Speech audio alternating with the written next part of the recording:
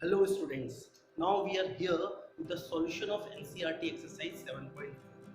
Right, we are here with the first question.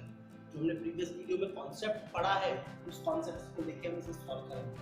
The first question is NC8 equal to NC2. Now what will be the value of NC2?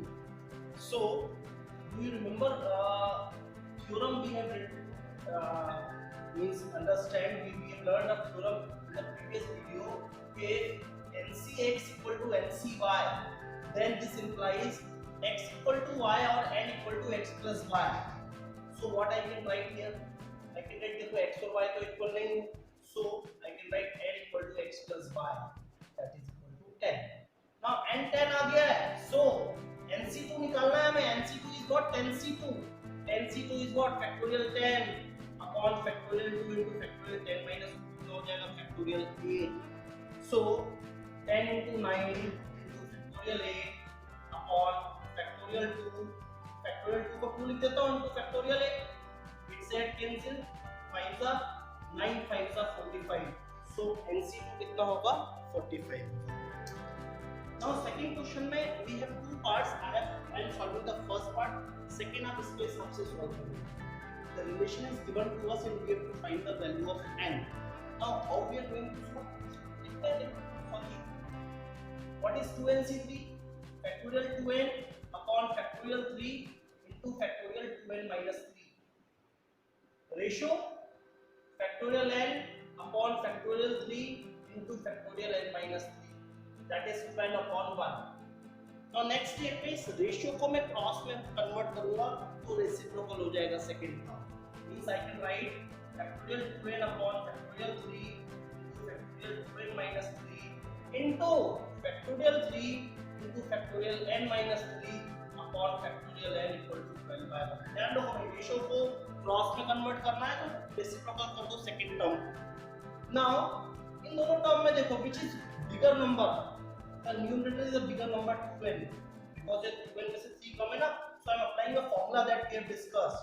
Factorial n equal to n factorial n minus 1. अगर ये formula याद नहीं है तो भी देखो मैंने क्या बोला था, एक एक कम लिखते जाओ. जब रुकना है वहां फैक्टोरियल में रोकेंगे. नाउ द क्वेश्चन इज, मैंने सिर्फ इसको लिखा है 2n. सर आप यहीं पे क्यों रुके? मैं डिनोमिनेटर को देख के रुका. यहां 2n minus 3 था तो मैं 2n minus 3 पे रुका. Now in these two I will be solving the denominator.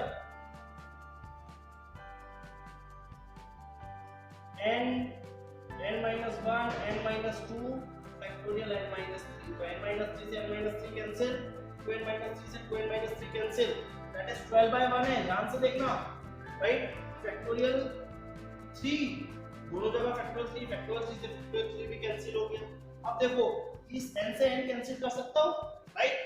and this n minus 1 से 2n minus 2 2 टाइम्स हो जाएगा. तो क्या बचा है? बिल्कुल ध्यान से देखो what is left with us.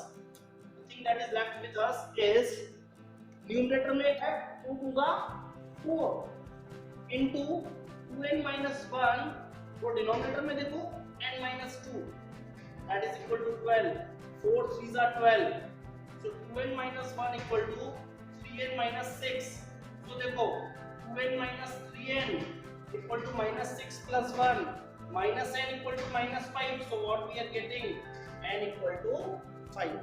So I hope this question is clear. Now we'll come to the third question because second part आपको करना है. Is how many chords can be drawn through 21 points on a circle? देखो सबसे पहले तो chord समझना होगा. In a circle, what is chord? If you take any 2 points on the circle and join it, you will get a chord. अब आपको 21 points है circle पे. How many points are there? 21 points. अब का question is, क्या इन 21 points में से किसी भी 2 पॉइंट को ज्वाइन करोगे? Means if you join any 2 points will you get a chord? Just think about it, you will definitely get a chord. So chord कैसे मिल रहा है? इस 21 पॉइंट में से 2 को लेने पे, 2 को सिलेक्ट करने पे, राइट? सो आंसर क्या हो जाएगा हमारा? How many chords? So number of chords can I write is 21c2 because 21c2 का मतलब होगा वो सारी लाइंस जो 21 पॉइंट में से किसी भी 2 पॉइंट को लेने पे आएंगे, right? So factorial 21 upon factorial 2 into factorial 21 minus 2, right? 21 into 20 into factorial 19 upon 2 into 1 into factorial 19, ये कैंसिल होगा, 2 10 parts are there which can be drawn from 21 points. So moving ahead, थोड़ा सा कैलकुलेशन पे काम कर लेते हैं because I will be using in my questions directly. अभी भी मुझे लिखा है 10C1, 10C2, 10C3. देखना ये 10 लिया है, 10 के अलावा कुछ भी नंबर हो सकता है, don't be confuse in that, taken an example. अगर 1 लिखा है तो ऊपर जो नंबर है उसे एक बार लिख दो और नीचे लिख दो फैक्टोरियल 1 है तो फैक्टोरियल 1. 10C2 2 है ना, तो 10 को 2 बार लिखना है एक एक कम करके, तो नीचे क्या आ जाएगा फैक्टोरियल 2. अब 10C3 है तो मैं कितनी बार लिखूंगा, 3 बार एक एक कम करके अपॉन फैक्टोरियल 3. हमेशा कर सकता हूँ. जैसे मुझे आया सपोज 52C2, तो 2 लिखा है ना नीचे, तो 52 को 2 बार लिखो एक एक कम करके, नीचे फैक्टोरियल 2. हमेशा आप यूज कर सकते हैं, ऐसा मैं करूंगा भी. How many ways a team of 3 boys and 3 girls can be selected from 5 boys and 4 girls? तो थोड़ा सा इस क्वेश्चन को देखते हैं. हमारे को 5 boys हैं 4 girls हैं. अब boys कितने लेना है हमें, 3 लेना है, और girls कितने लेना है, 4, right? It is clearly mentioned selected. Selected है मतलब combination है. 5 boys में से 3 boys को लेने के तरीके क्या होंगे, boys के 5 में से 3 boys को लेने के तरीके होंगे 5C3, and 3 girls को लेने के तरीके क्या होंगे, that will be 4C3. now हमें तो दोनों को लेना है, fundamental principle of multiplication will multiply. ऐसा तो है नहीं either this or this, we have to take 3 boys as well as 3 girls, दोनों लेना है. so this will be what total ways. अब हम इसे कैलकुलेट कर सकते हैं. 5C3 मैंने बोला 3 लिखा है तो 3 बार, 5 4 3 2, 5 4 3 और नीचे फैक्टोरियल 3, 4 3 2 नीचे फैक्टोरियल 3. फैक्टोरियल 3 क्या होता है, 3 to 1. फैक्टोरियल 3 क्या होता है, 3 into 2, 3 तो कट गया, 2 2 जा 4, 5 2 जा 10 into 4. that is 40 ways are there in which we can do this selection. Okay. Question with us is number of ways of selecting 9 balls from 6 red, 5 white and 5 blue balls. Now it is mentioned in each of this selection 3 balls of each color we want. मतलब 3 balls each color की चाहिए, मतलब 3 red चाहिए, 3 white चाहिए और 3 blue चाहिए. तो देखो बेटा, red ball select करने के तरीके क्या होंगे, 3 ball red लेना है, total 6 है, and I say 6C3 red का होगा.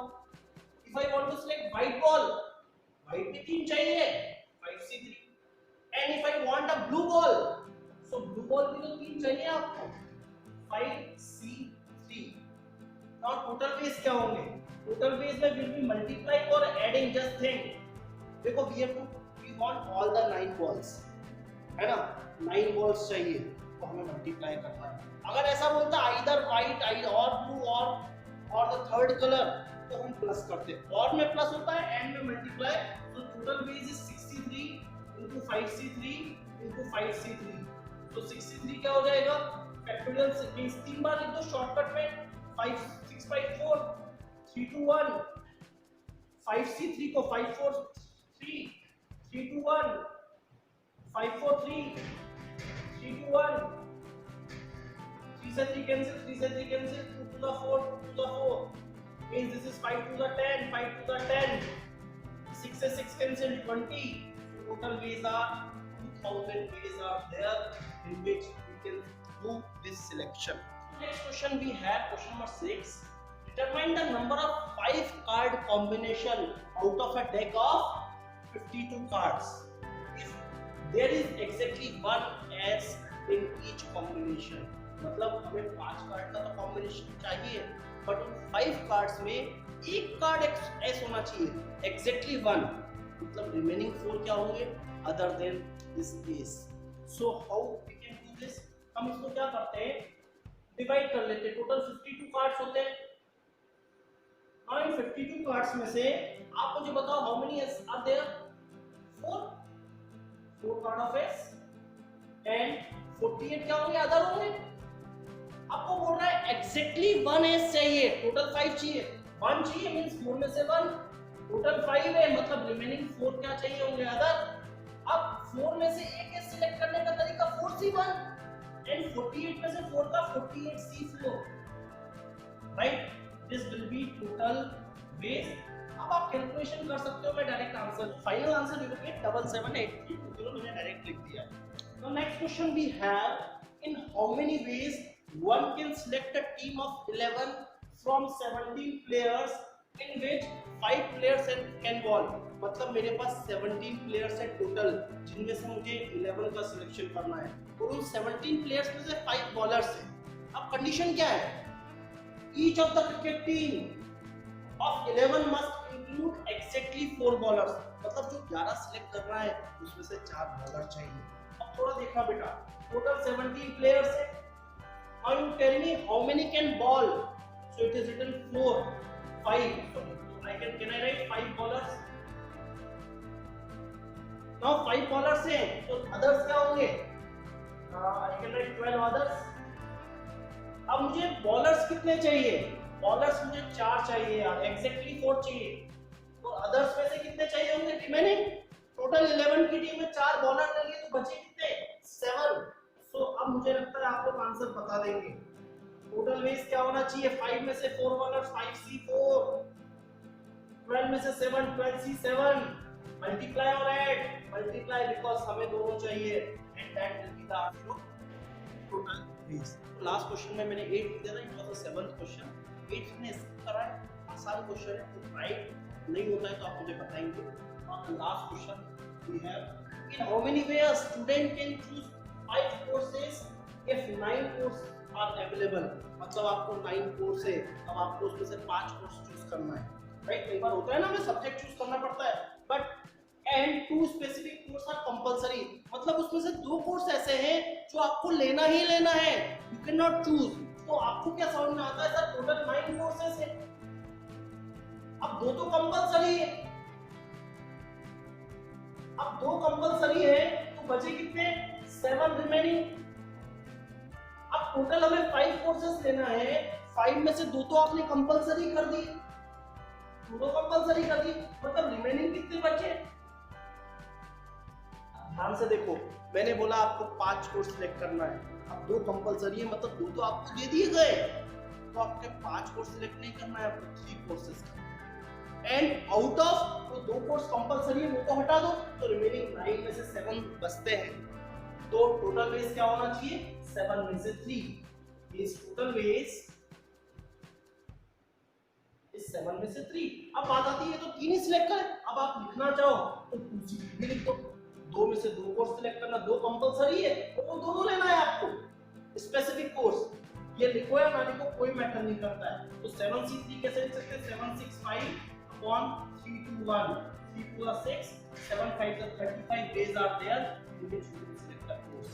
Now thank you so much, this exercise is over, combination is over, you can say miscellaneous is there, mixed questions are there, that will definitely solve in the upcoming video। Thank you so much।